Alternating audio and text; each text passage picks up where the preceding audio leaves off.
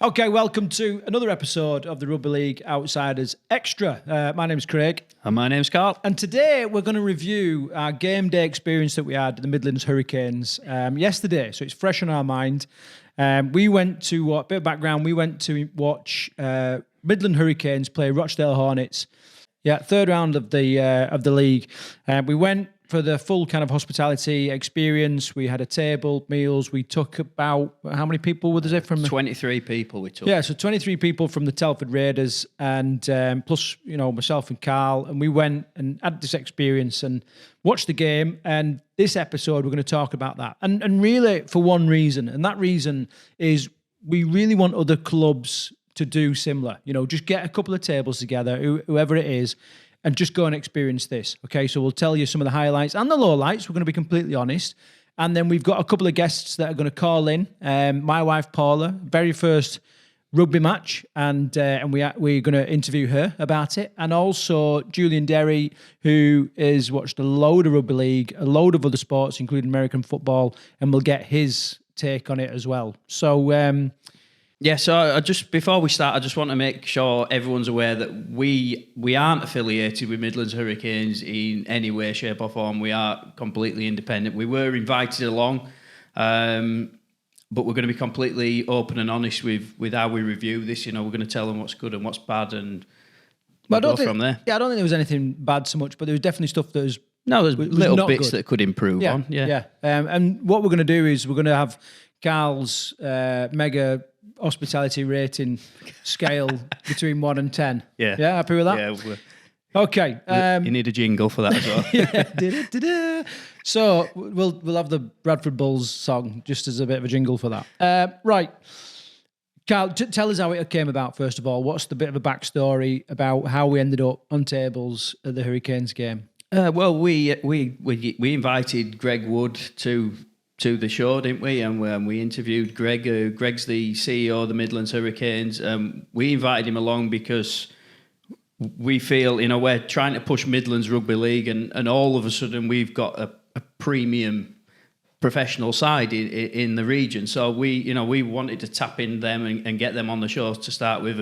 And Greg came along and he sold the vision to me. He really sold the club to me, and I was becoming a fan before I'd even gone down there, to be honest with you. And since then, I've been keeping an eye on the results every week. So Greg kindly invited us down. And it was Telford Raiders. We're celebrating 20 years at Telford Raiders. And I know he's been speaking to Fred. And so he kindly invited the Raiders down as well. And like I said, we took 23 people down there to experience the game day. So that's what it was. Just to paint the picture, we went to the Alexander Stadium and we arrived just before 1 o'clock. I was met outside the ground. We then went into a small hospitality lounge.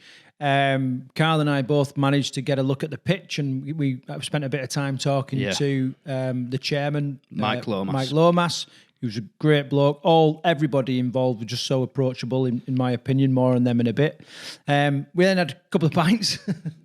Couldn't help. But getting involved in the booze and the food. And then not long afterwards, we went up to the dining kind of lounge where there was, a few tables out. We were thrown in with the Hurricane Supporters Club, which, if anybody's listening to this from the Supporters Club, we really want to speak to you. We were trying to track down the person kind of responsible that heads that up, and we didn't quite manage on game day, so would love to speak to them. Had a bit of a meal, and then we headed out to, it was led across by Greg, and then we took in the game.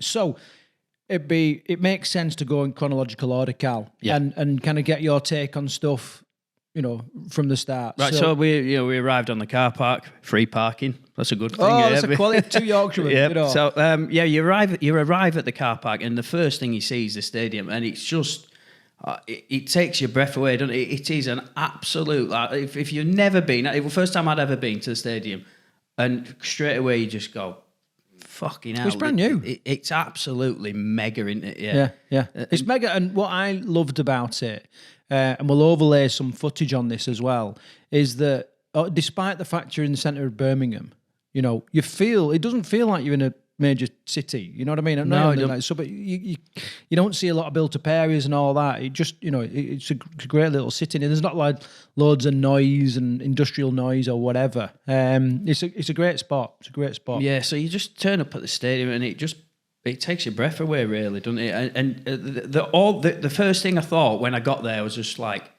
this is the future. This is the future of rugby league. I remember you saying that, and that was my honest opinion. And straight away I was buzzing for it. I was just like, I just hope they get this right.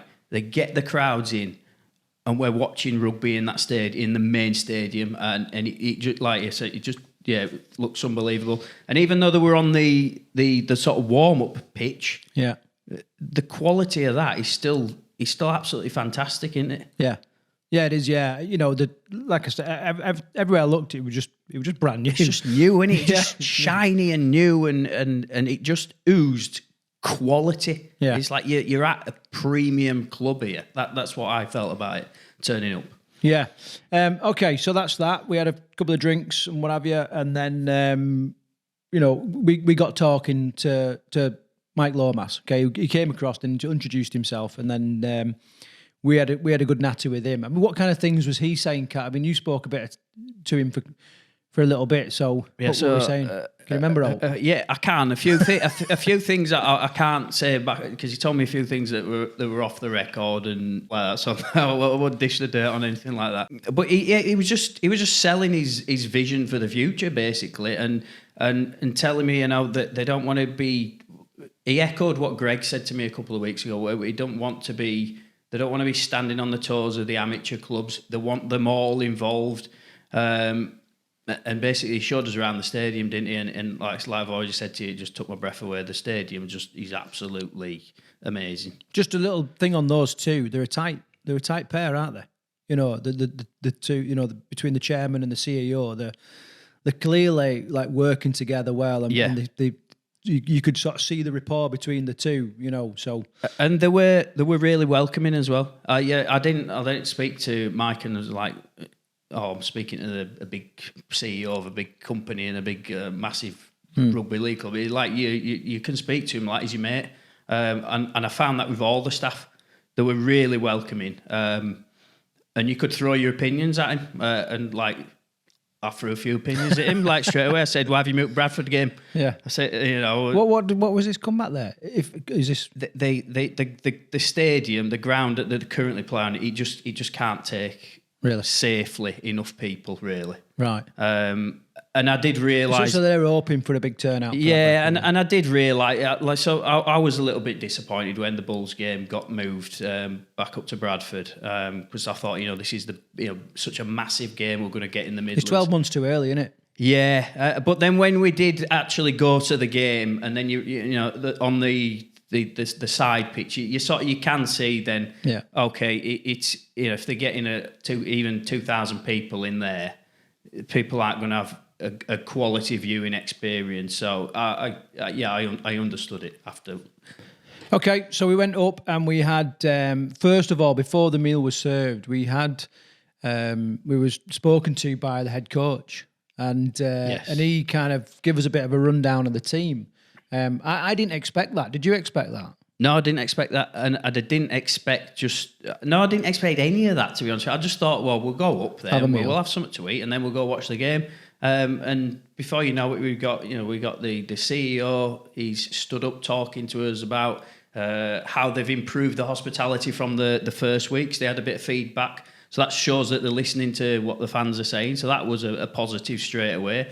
And then the coach came and he sort of started talking to us about how the previous weeks had gone and what they're looking to improve on, and it was a real insight into the team. Played like the highs and lows, the things that they're battling, what people can expect on the pitch. They reviewed the couple of games that's already been. They spoke about games that they've got coming up, and I was trying to get some footage and what have you, but I was also really listening because. All those things. What we're talking when you talk about like becoming a fan, ultimately what we're talking about is you become invested in a team. You've got a vested interest in a group of players and an enterprise, an organisation, and you don't get that without those those insights and that understanding of what's going on. So again, it's very, very smart, almost hypnotherapy that you do, drawing us in as fans, and it definitely worked for me. Yeah, and I had Mike sat on my table as well, and he was sort of telling me a few little tales and a few funny stories, and again he was just really open and honest and welcoming, and was giving his vision for the future, and he seemed like a realist as well. He weren't saying to me, right, we're going to throw all this money at a first team and hopefully they get good and then people will suddenly turn up. That wasn't their vision for the club. It was like, yeah, we've got to invest some money into the playing squad, but we've got to get these community teams involved. We've got to get the Birmingham Bulldogs, the Coventry Bears, the Telford Raiders, the Leamingtons. We've got to get them all involved and grow the club from the ground up and get the spectators through the door. It showed me what his ambitions were, and he was brilliant. And then Greg, at the little speech at the front, they gave Fred Baker, the Telford Raiders chairman, they gave him a tie for all the work he's done in the community, which was just another brilliant touch, I thought. I thought it was class. Yeah. I thought it was, a touch of class from him, you know what I mean? And just like we try and do, you try and recognise people for what they do in the sport and try and make them, try and elevate them a little bit. And that small gesture has just gone, it's not missed, you know what I mean? Like No. Fred now, Fred's a Hurricane fan. Yeah, you know what I mean? He's a Hurricanes fan. He's in now, and yeah, that's it. We witnessed it, and again, it was, it was a great little touch. Small gestures, but really meant a lot. Make a big difference. And unexpected again. So, okay, onto the food. What? Tell me about the food, Karl. Maybe this is the first Karl super duper match day rating, 1 out of 10. Outsiders rating. Yeah. So the food we were served up was lasagna and chips. And it was absolutely quality, wasn't it? Don't lie, it was absolutely fucking brilliant, wasn't it? No, I'm saying it's the best lasagna I've ever had in my life. And I fucking mean that. I don't know what was in it. I don't know, some enchanted syrup from crushed by 1,000 virgins in the hills of Italy or something. I don't know. But it was great. And again, what I thought was interesting was they said at the start, we've had some feedback on the food that was served the week before, and we've made some improvements. Yeah, and honestly, it was 10 out of 10 food, wasn't it? It was. It was proper good. I mean, my wife, there was Paula, a veggie option as well, and that got the same response. Yeah. My wife Paula can be a bit of a stick. She likes. I'm not saying she's posh, but compared to me and you, she's fucking posh. Right. So she can be a critic. And she loved it, especially the chocolate brownie. The pudding was just as good as the first course, wasn't it? Yeah. The pudding. What would you give it out of 10, Karl? 10 out of 10. 10 out of 10 straight away, yeah. Okay, Jesus. So the bar's been set bloody high now, hasn't it? I know. All right, great. So we did that. And then it was time to kind of move on. It was a short walk, wasn't it? Across to the side pitch. It was great, it was really good. One thing I'd say is I didn't know whether I could take my drink or not, and I was just trying to force down this pint of Guinness and trying to find a plastic glass just because I didn't know what I could and couldn't do. So, a bit of instruction on that would have been just tiny, like the minutiae into it, whatever that word is. Moved around to the match day and a decent crowd.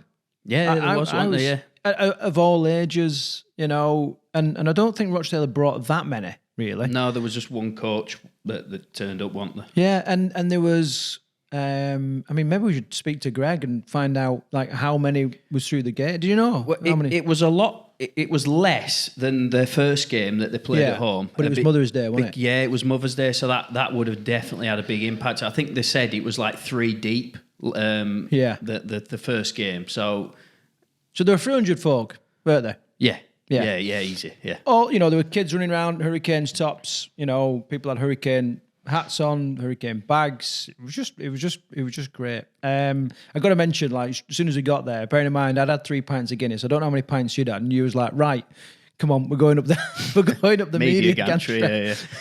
So we went up this freaking 3-story ladder onto the media gantry, and looking down. You kind of take it all in, and we were in the warm-up pitch. But it felt like an event, didn't it? It did. That's what I thought. The whole day felt like an event. Well, yeah, when we were chatting to the guy, you know, week before he was filming for Sky TV. He does all the filming for the Our League app. You know what I mean? We're going to give him a proper shout out though for what he didn't do. It's up to you. Yeah, go. Well, we asked him to take some footage of you and I, didn't we? Yeah, you know, when we stood there and we we recorded it, and it was, you know, we were going to put it out there to, you know, advertising this fantastic game, and this is the crowd and blah blah blah. Well, bear in mind, he had this big proper TV camera there. Yeah, it was a proper cameraman. Let's proper cameraman. Let's get that in there. And I joked and said, this camera might be a little bit technical for you, mate. And he kind of laughed it off. Anyway, turns out he forgot to press record. Yeah, so we did like 5-10 minutes worth of filming that we never got. Oh, well. Yeah, so that was that. From the media. So then we were back down the pitch into kickoff. You know, well, I love watching the players warming up and get ready. You know, it's all part of the anticipation for the game. Some big bodies in the Rochdale team. Some big bodies in the Hurricanes team. The pack was bloody massive. Yeah, it's really tall, wasn't there? Their pack. Yeah. And then kick off, and then straight away, you know, you can hear the collisions, you can see the pace of the game. You know, like we think our community game is fast at times, and we're blowing out of our arse behind the post. But come on, you know, yeah, it was a different level. It's on a different level. And that's it. Just stands out a mile, doesn't it? As soon as the game kicked off, it's like the speed was just like, okay, we've got my eye on the ball here. Just and if I'm critiquing the team, they started off. Did the Midlands Hurricanes bloody dreadful, didn't they? Rochdale scored on the first or second set, didn't they? Yeah, I'd taken my wife who'd like never been to a rugby match, and then I think she was like, "What's going to happen here? Yeah, it's going to be a whitewash." I thought that as well. I was like, "Oh, this is going to be an absolute batter in here." Like 2 minutes in, and they're already stood back behind posts, and thinking, "Oh, bloody hell, we're in for a right day here. They're just going to get beaten." But full credit to them, they came back into it. I thought they were a little bit. I thought they let Rochdale control the ruck a lot better, and the difference, like Rochdale was holding them down 5-6 seconds in the tackle, whereas the Midlands were getting off really quickly. But they fixed that up definitely in the second half. That was the difference, I thought, in the two teams.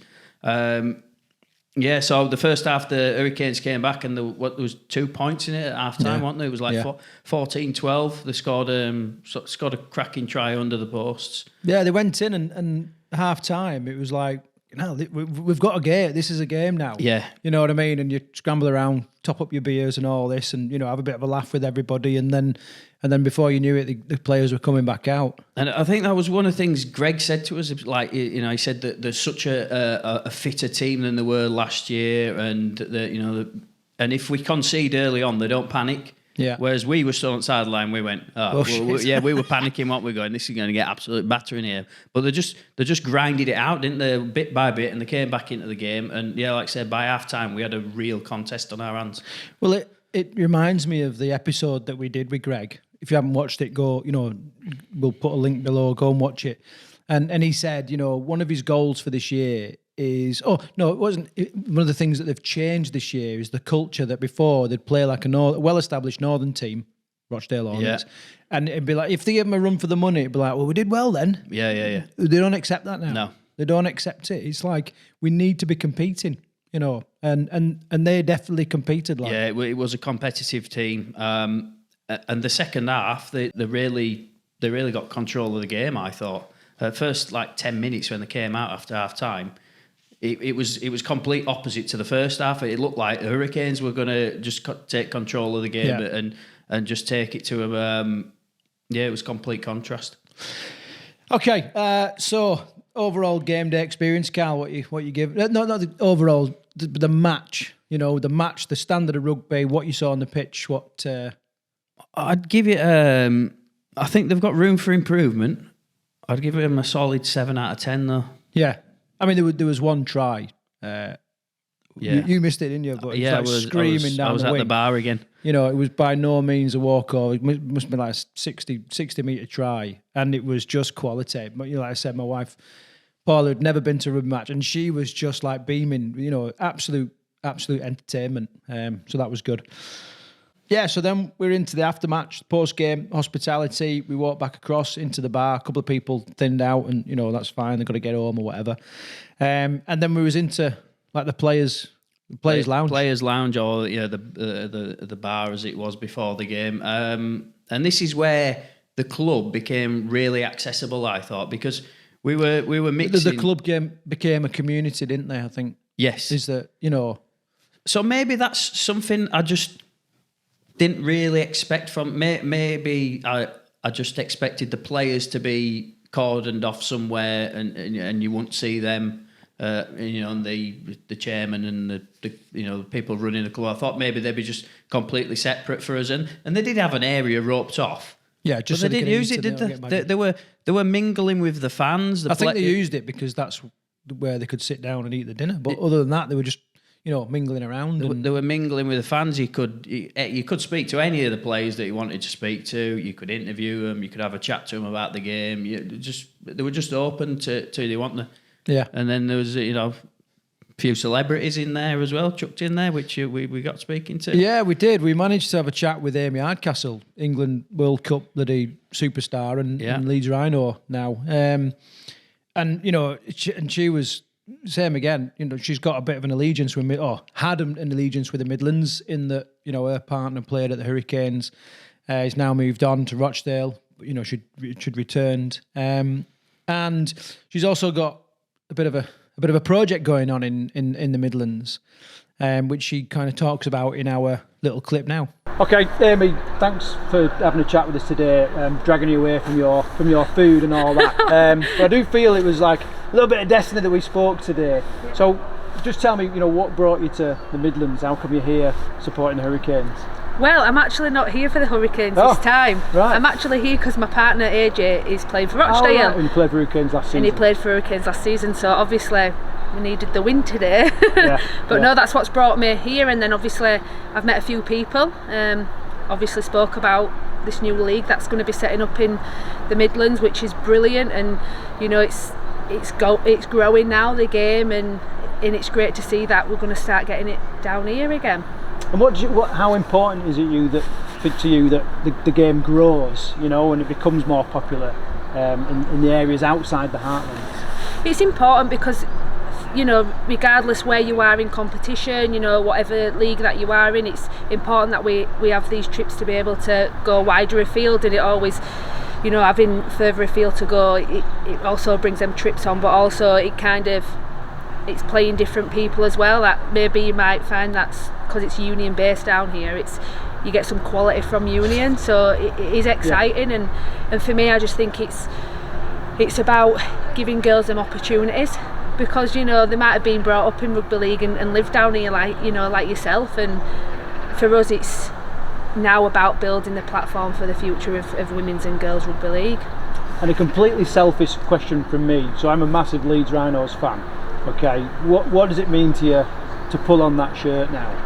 Yeah, it's going to be such a different feeling. For me, being back into Yorkshire soil, it's great, and just to be able to have the opportunity to play at a great club. And everyone asks me, like, never seen it coming. To be honest, I didn't, but you never know how emotions change, your circumstances, and to be able to put a Rhino shirt on, like, it's going to be unbelievable, and I'm excited for that. I can't wait. Hopefully, if I get selected for the first game at Headingley as a double header against York, walking out onto that field and making my first cap for Leeds Rhinos, it'll be very special. Well, Amy, you loved in the game, outside the heartlands as much as you are in the heartlands. Everyone I speak to, you're their player, so thanks for joining us today and taking the time out to speak to us. No, it's fine, and I wish you the very best, and like I say, if there's anything that we can do as part of helping it grow down here, just please get in touch. Brilliant, thank you. Yeah, it was great to chat to Amy. Turns out we grew up, well, she's much younger than me, but we grew up where she lives now, backs onto where I grew up, so incredibly small world, and we met at a rugby league match in the Midlands. So, bizarre. But it was definitely great. And she had lots of time for everybody. I mean, Fred's wife, massive fan. It's her favourite player. And she just had a ton of time to sit and chat and take photos with Jane. Now, we're not saying you're going to get Amy Hardcastle at every game, but I'm just saying, you know, it's amazing who you're going to come across. You know what I mean? Well, Earl Crabtree was at the last home game, so you never know, do you? Yeah, you don't know. But like I say, that everybody was accessible, weren't they? It didn't matter who was there. The fans were mingling with the players, with the chairman, with the coach. You could speak to whoever you wanted, really. Yeah. So that's basically it. You know, we've given a little bit of a sum up of the hospitality experience. I'm up for it again. Like, yeah, I'll be there again. In fact, I'm checking my diary, and any home games that fit in my diary, I'm going. Like, I don't care. Yeah, you know, and I'm not a drinker. You know what I mean? I don't drink a great deal nowadays, but I'm even like, well, if I can't get a lift, I'll get a hotel. We haven't reviewed the price of a pint. That's really important. I don't even know what the price of a pint was. It wasn't bad. Really? No, it wasn't bad. It was upper end of £3 odd. Was it? Maybe 4 something. Yeah, it wasn't like it wasn't central Birmingham prices anyway. Really? Which is where we were. Yeah. No, price of a pint was good. I was somewhere else I was happy with.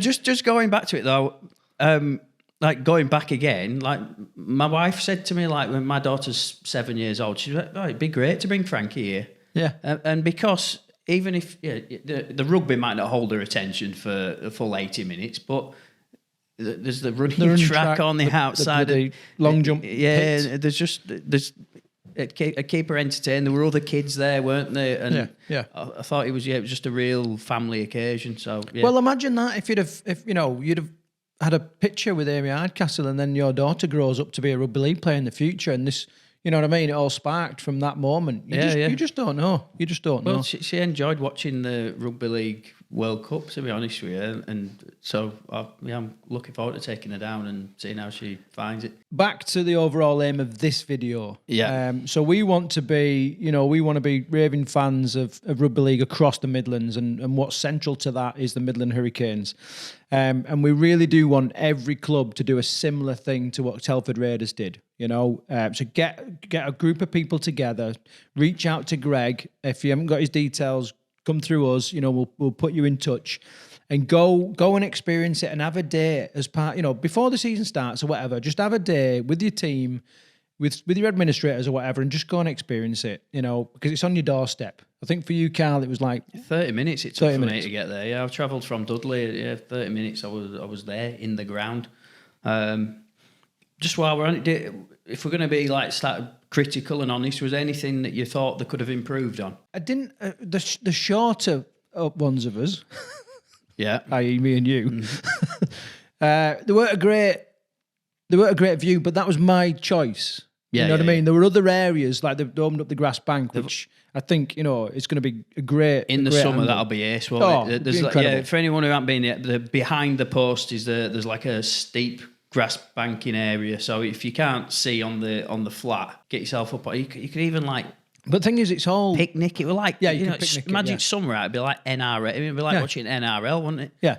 It was amazing. And all of it is temporary anyway. Because next year... All being well, they're going to be in that main stadium, you know, and it's not like a normal athletics track where you can't fucking see. They're that far from the pitch, you can't really see. You can see, you know, and it's so that's all temporary. So I don't even want to critique it because the only thing I would say that there were only one thing I thought they missed a trick on, and there wasn't really a club shop available on there. They had a sort of table, didn't they, with stuff on, but there was very limited stock. Well, I had the intention, and I think Paula wanted something. I would have bought something. Yeah, that's what I was going to say. You know, if it was, but then you got to have someone to man it, and and I suppose, you know, they had a table as you went in the entrance, and because then people, you know, the people on the gate can kind of monitor it and all that. Yeah. But yeah, it would have been good to have a little table in the. Yeah, club shop. Yeah, some sort of club shop with a full range of stuff. Like I said, that was the only place they missed an opportunity, because I would have bought something if I'd have been, you know, on that day. I would have bought something. Well, I intentionally went without a hat for my bald napper, and with the intention of buying a hat, you know. Yeah. And so, but it's a little thing. Other than that, it was a great day out, wasn't it? Really, really good. And like I say, I can see the future of rugby league in the Midlands. Really can see the future. And I can't wait till they're in that stadium next year. It's going to be mega, in it. Yeah, yeah. And I'll be getting a season ticket. And all right, here we go. So we're going to have a little chat with Paula, who told about the game day yesterday. Obviously, it was your first ever rugby league game. So we just thought we'd have a quick chat with you and then get a little bit of a take on what you thought of the day. Obviously, first time you'd ever been to a rugby game, probably didn't know the rules, didn't know what was going on, but how did you find the whole experience as a day? Well, I actually, if I'm honest, found it really good. I got really excited towards the end of the game. It wasn't just my first rugby league, it was my first rugby ever. Oh, right, okay. When rugby's on the television and Craig watches it avidly, I disappear. So as far as rugby's concerned, I knew nothing about it. So I went along under duress. And it was actually a really good experience. Do you want me to? Yeah, Carrie, just talk freely, yeah. I don't know. What were some of the highlights? Some guy scoring a try at the end, just running. He went 90 metres, didn't he? Yeah. It was so exciting. It was exciting. Right. I started off behind some of the other team's supporters. Yeah, the Rochdale fans. And Rochdale scored a try. And when they all started cheering, I got quite offended. So I moved. So do you feel like a little bit of allegiance to Midland Hurricanes? 100% I do. And I nearly actually said to you yesterday, I think I might like to go back next weekend and watch what? Hey. I just need to learn a bit more about the rules because I know nothing about it at all. And I'm even doing some hand movements here just to show how excited I was getting.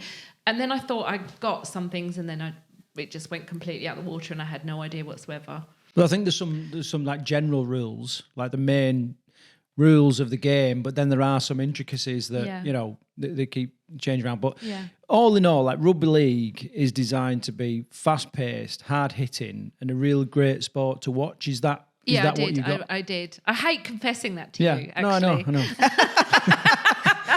But I did really like it, and I do feel quite tagged into the Hurricanes now. To be honest, I would like to see how they do. They were a very welcoming club, weren't they? That's what that was what I took from the game. We walked in there as half of fans, didn't we? Yeah. And by the time I'd walked out after 80 minutes, I was sold. And that's it. Now I'll be watching them every week. Is that what you? I think felt like? I will be watching that. I totally felt like that. I mean, the dinner we had was lovely. Everyone was just so nice and friendly. I can't wait for their big stadium to be full of people. I was just about to ask you about when you arrived and saw the stadium. Yeah. What did you think then? Well, I was really impressed with the big stadium. I was then very disappointed that I was going to have to stand up and not sit in a nice blue chair.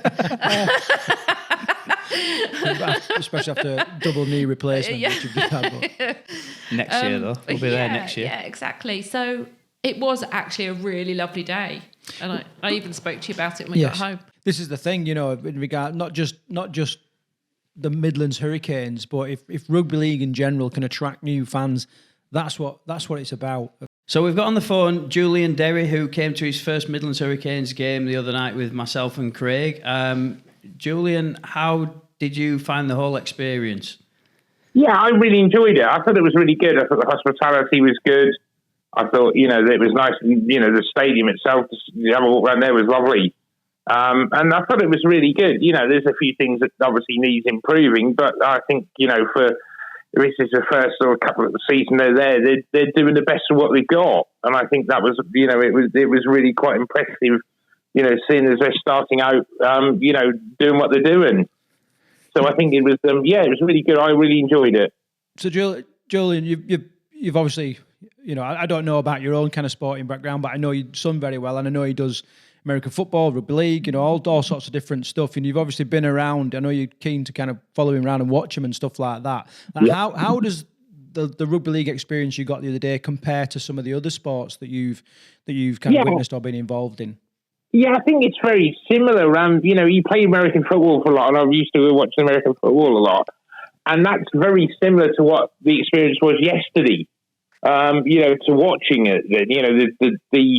The meal and everything beforehand was very different, but the actual sort of how you stood and watched it, the experience of standing and watching it like that was very similar. Yeah. And I think it'll be better when they get a few more people going and that. And I think, the atmosphere may be somewhat better. I think that was probably the one thing that wasn't great yesterday, was there wasn't any sort of real atmosphere from the crowd, from the people watching. Mm.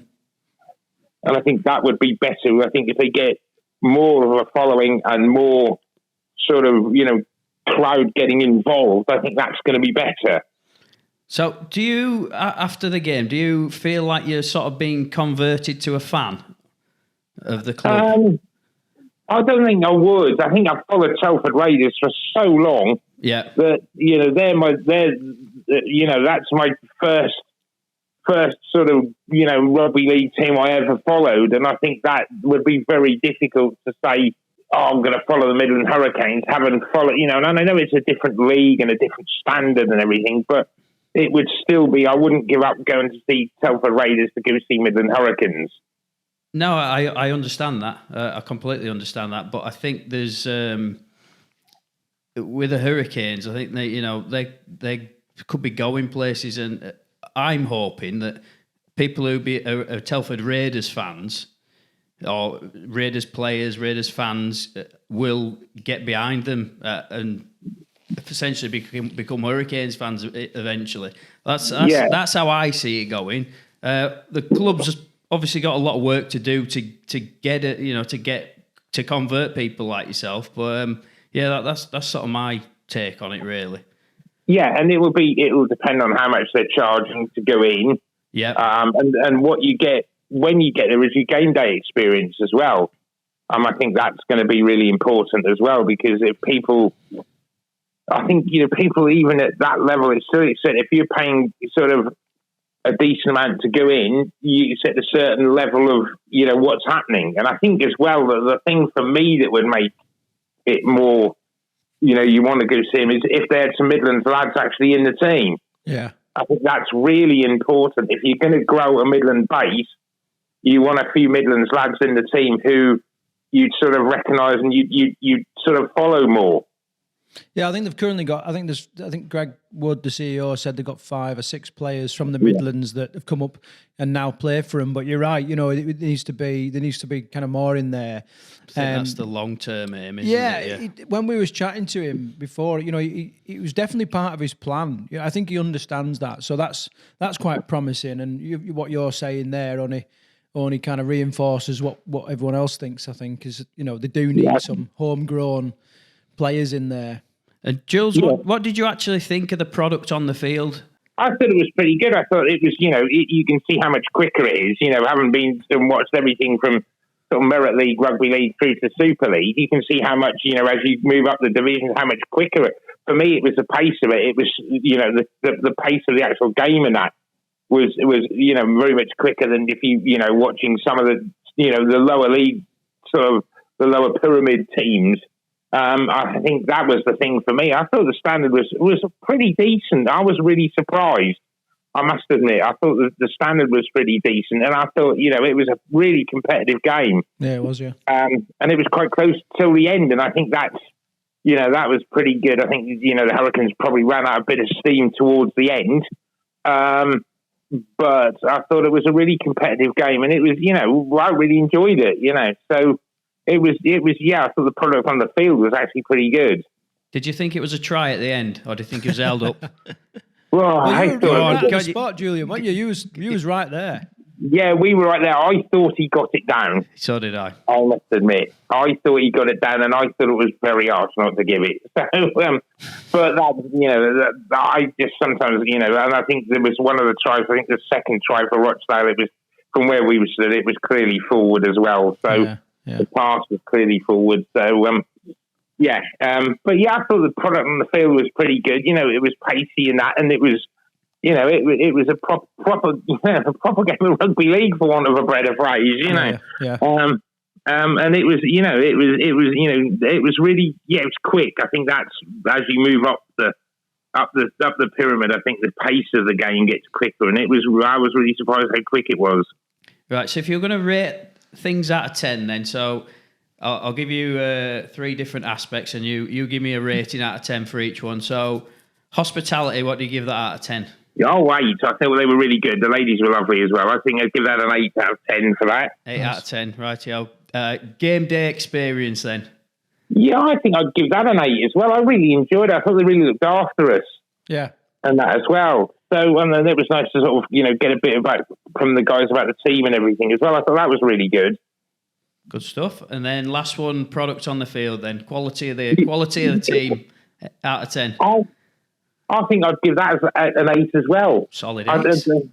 Yes, solid 8. I think it was a solid 8 all round. And as I said, I really enjoyed it. So, it was a really, I love my rugby league anyway. So, it was a really enjoyable, watching it live is always much better than anything watching on the telly anyway. And it was lovely. Yeah, it was really good. Brilliant. Well, Julian, thanks. Great, mate. Thanks for your input. Very, very honest and good feedback all around. So thanks for that from us. Yep. No problem, mate. No problem. Cheers, mate. Thanks for calling in. And it was nice to see everybody as well. I haven't seen everybody for a while as well, so that was really nice as well. Yeah, it was good. It was a good day out, wasn't it?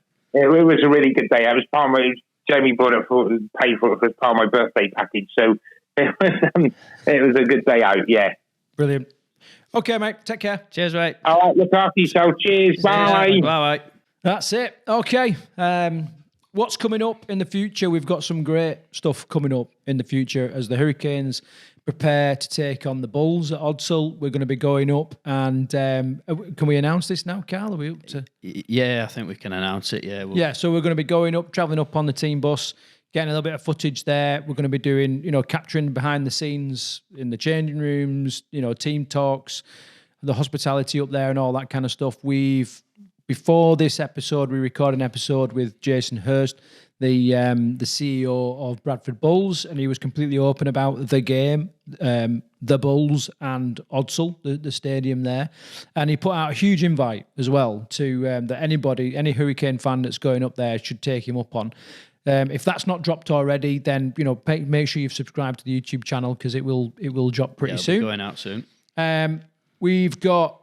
Tomorrow we're recording an interview with Adam Bates he's the chairman of Sherwood Wolf Hunt. Yeah. Also the team manager of Ireland Rugby League. So that's really good. And a whole host of other guests. On a scale of 1 to 10 on the old Karl's factor now, how excited are you about the next few episodes? Oh, 10. 10 because it's Bulls mania, isn't it? It's Bulls mania. The next couple of weeks are going to be mega for us, yeah. Okay, let's call it a day. So thanks for watching and see you in the next episode. Ta.